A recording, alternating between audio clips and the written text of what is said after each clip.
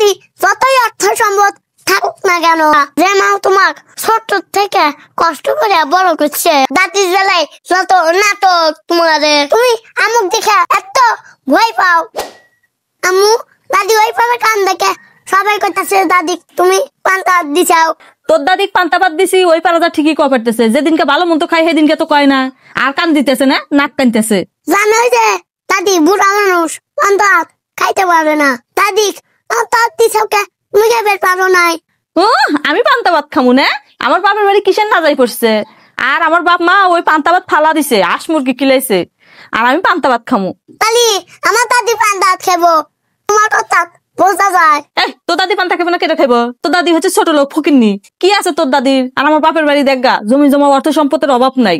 আম্মু বাপের বাড়ির করেন দেও, এত অহংকার ভালো না, অহংকার পতনের মূল। আম্মু আমার আপু যা আছে তাই নিয়ে গৌরব করো, বাপের বাড়ির অহংকার করো না। তোমার বাপের বাড়ি যতই অর্থ সম্পদ থাকুক না কেন, তা কিন্তু তোমার হবে না, মনে রেখো কথাটি। সঞ্জারিপ মুহে মুহে তর্ক করবি না, চুপ করে থাক, তোকে এত কথা কবার কই নেই, যা সর। উচিত কথা কইলাই তো। জারিফের মাও কে? জারিফের ফুবু আসতেছে, কি কি বাজার করা লাগবে তাহলে আমাকে কয়া দাও, আমি যা বাজার করে নিয়ে আসি। এখন আসা লাগবো না, আর কোনো বাজার টাজার লাগবো না, এখন এবি অভাবের সময়, এখন ক্যাশ পাওয়ারা থকসিন, কোনো বাজার করা লাগবো না, আসলে যা আছে তাই খাওয়া যাবো নি। আচ্ছা তাহলে না হইরা দিগা। আব্বু মন খারাপ করে বসে আছো কে? আর কইস না বেটা, তোর ফুবু আসবো, সেই কথা তোর মায়ের যা কইলাম যে কি কি বাজার করা লাগবো আমাকে কম বাজার করে নিয়ে আসা দিই। তোর মাও কি কয় যে আসা লাগবো না, এখন তোমার বাজারও করা লাগবো না, না হইরা দাও গা ফোন দিয়া। এই জন্য মন খারাপ করে এখানে আইসা বসে রয়েছি। আবার কয় আসলি যা আছে তাই খাবেনি। আব্বু আম্মু যা কইছে তাই না, তুমি চুপ করে বসে আছো। তোর মায়ের কথা না হইনা উপায় আছে, তাছাড়াও অশান্তি করবো। আব্বু তুমি আমুক দেখে এত ভয় পাও। শোনো, যে সংসারে পুরুষ থাকতে মহিলা মাতবাড়ি করে, সেই সংসারে শান্তি থাকে না। এখন ফোন দিয়ে আইসপার করবে, আর আম্মুর কথা এখন থেকে শুনবা না। আম্মু কামাই করে না, তুমি কামাই করো, যে আমুক দেখে ভয় করো। তোমার ইনকামের প্রতি ফুপুর হক আছে, কথাটি মনে রেখো। জারিফ তোর দাদিক ভাত খেবার কগা, যা। আচ্ছা তাহলে দাদির দেহা নিয়ে আসি। আম্মু দাদির বলে ভাত খেবার মন চাইতাস না, খিচুড়ি খেবার মন চাইতা।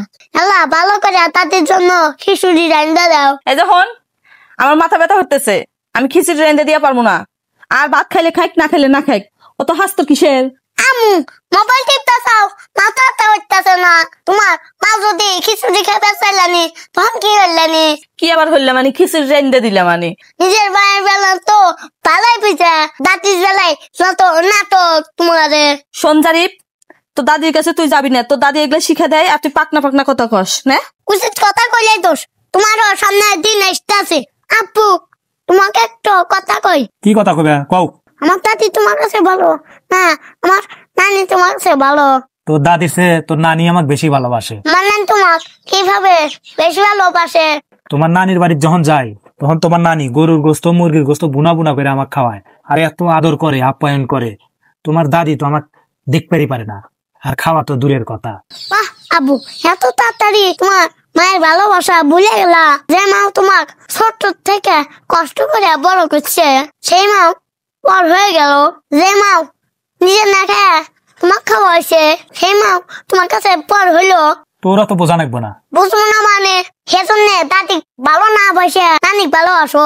চুপ থাক, এত পেশাল পারিস না, যা সৎ। তোমার একদিন দিন আসবো, মায়ের ভালোবাসা শিখো, সম্মান দেওয়া শিখো, আর উচিত কথা কইলে দোষ। আঙ্কেলরা ভিডিওটা যদি ভালো লেগে থাকে অবশ্যই লাইক কমেন্ট শেয়ার করে দিবেন। আমার ভিডিও কেমন হয় কমেন্টে জানাবেন।